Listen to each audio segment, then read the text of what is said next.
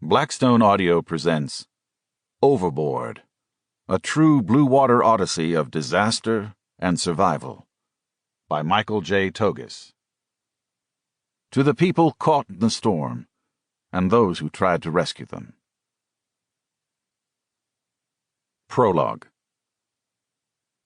The Gulf Stream is a moving mass of seawater that flows in a north-northeast trajectory off the eastern coast of the United States.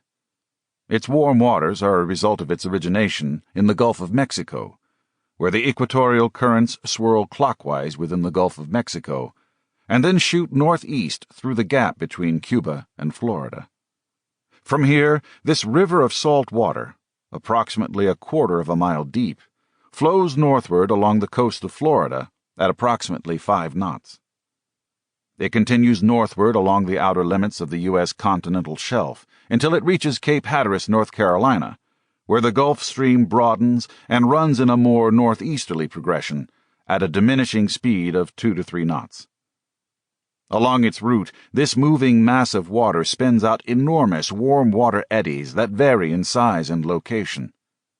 Incredibly, the Gulf Stream crosses the entire North Atlantic all the way to the British Isles, where its warmth is still strong enough to moderate the European climate, which is why there are palm trees in southern England.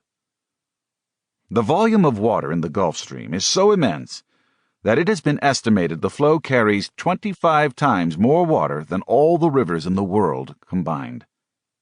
Because of this enormous quantity of water, the Gulf Stream remains a separate entity and mixes only slightly with the surrounding ocean.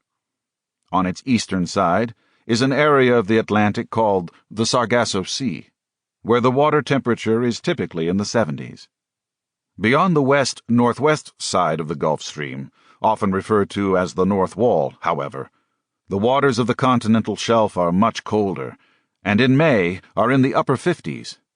Sailors coming from the west can literally see the temperature rise quite dramatically as they enter the Gulf Stream, watching it climb to 70 degrees in the outer fringes, and then into the low 80s toward the center of the current. During calm conditions, sailors can actually detect a change in the hue of the ocean from dark blue off the continental shelf to cobalt blue in the Gulf Stream and Sargasso Sea, and the effect can be quite beautiful. In stormy conditions, however, the Gulf Stream can strike terror in a sailor, as the effect of the wind against its current produces enormous waves, often steep and breaking, and sometimes, from out of the blue, a monster wave. Sample complete. Ready to continue?